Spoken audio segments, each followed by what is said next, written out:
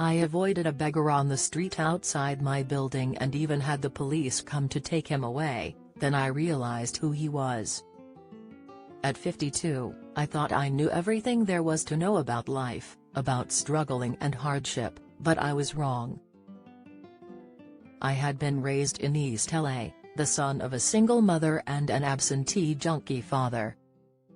My childhood was tough, my adolescence was worse, but I made it out. I scrambled my way through college on a partial athletics scholarship and menial jobs, and today I am a wealthy man. I never imagined my past would come back to haunt me. I am one of the most successful businessmen in California, with a sprawling house in Malibu, a summer cottage in the Hamptons, and a vineyard in Napa Valley.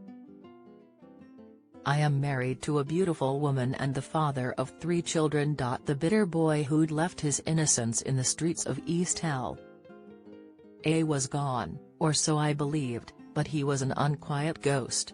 I'd forgotten that our past is part of us until we make peace with it. My business headquarters were on the top 3 floors of an office building I owned in downtown LA. A prime piece of real estate, and one of my first acquisitions. I was proud of that building. One afternoon, I was disgusted to see that a homeless man had taken up residence by the side of the main door where the facade offered shade, protection from the blazing California sun. The man was filthy, crouched on a sheet of cardboard, his arms wrapped around his legs. He was trembling and mumbling, stretching out his hand to the flinching passers-by, and some of those were my tenants or their clients. I was indignant. I had paid a fortune for this property, and my tenants paid well for exclusivity and comfort. Having to face a whining beggar every time they stepped out of the door wasn't part of the package. I called my building manager and asked him why that man was there. Then I picked up my phone and I called the police. I told them a vagrant had attempted to enter my office building. Not long after, I was delighted to see 2 officers taking the man away in handcuffs. My delight was short-lived. The next day, the man was back. I called the police, but they said that unless the man actually committed an infraction, they couldn't arrest him. I was furious. I'd never faced a problem I couldn't solve, and there was a filthy beggar who'd become an immovable object. I started using the back exit so I wouldn't have to see him every time I came into the office. One day it was raining, an unusually violent downpour for LA, and I hadn't brought an umbrella. Who the hell carries an umbrella in LA? So I stopped my car in front of the main entrance. I threw the doorman my car keys. "George, do me a favor and take the car into the garage, will you?" I started for the door when a voice stopped me in my tracks. "Jackie boy, is that you?" I knew that voice. I turned and saw that it belonged to the beggar. He stumbled to his feet, grinning, his dirty hands stretched towards me. "Jackie. Hey Jackie boy. Man, it's you. It's really you." I was staring at that ruined face, the wide grin. A slow memory stirred. I knew that face, I knew him. "Danny." I whispered, "Danny. It's me." The grin grew impossibly wider. "Man, it's been 30 years. You look good, man, you look really good." I took a step forward and gripped his shoulders. Suddenly tears were burning my eyes. "Danny, what happened to you, man? What happened?" In my eyes, the years fell away, and the face looking up at me was 12 years old, glowing with mischief and laughter. My best friend, my only friend. Danny had understood why I sometimes came out with a bruised face and shared his lunch with me when I went hungry. It was Danny's house I sneaked into to sleep in when my mom's latest boyfriend took a strap to me. Danny had been my refuge, my brother, my friend. I pulled that ruined remnant of my best friend into my arms and sobbed. Danny man, what happened?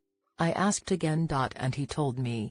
Danny had joined the army straight out of high school, and he was stationed overseas. He met a girl in the Far East and he married her. For a while, he told me, life was very good, then it all fell apart. His wife was diagnosed with cancer, and nothing the doctors did could save her. She was just 28 when she died, and Danny started drinking. A lot. He coasted along in the service for the next few years, until his drinking got out of control. Unfortunately, it happened at the wrong moment. Danny didn't react in time, and 3 men paid for it with their lives. After that, Danny resigned, came back to LA, and carried on drinking. He kept some sort of hold on himself until his mother passed away, and when she was gone, Danny sold the house and hit the streets. Had stopped drinking a while back, but somehow he just couldn't find a way out. "Danny," I whispered, "you're coming home with me, I'll take care of you." And I did. Rich woman tends to homeless man, one day notices he has the same birthmark as her. My father replaced the envelope with my wedding vow. I opened it and ran away in tears. Bride's mom cries at wedding over husband's recent death, sees a familiar man appear on stage. Danny is on the road to being himself again, and best of all, has helping others make that same difficult journey. I opened a shelter and a halfway house for other people like Danny, good people who'd stumbled and fallen down, and couldn't get up alone. Danny heads the project. He knows the problems the people we want to help face, he speaks their language. Today I look back at the man I was, the proud arrogant man who'd sneered at a beggar huddling in the doorway. I know I could have been that man. It was Danny, but it could have been me. It could be any one of us. Remember that when you look away in judgment like I used to do. It could be you. What can we learn from this story? Suffering and despair can destroy any life. Danny couldn't handle the loss of his wife and ended up living on the streets. The person you look away from could be someone you know. Jack was disgusted by the beggar until he realized he was his best friend. Share this story with your friends. It might brighten their day and inspire them. If you enjoyed this story, you might like this one about a teenager who steals money from his mother's purse and she decides to teach him a lesson. This account is inspired by our reader's story but written by a professional writer. All names have been changed to protect identities and ensure privacy. Share your story with us, maybe it will change someone's life. If you would like to share your story, please send it to info@amamama.com.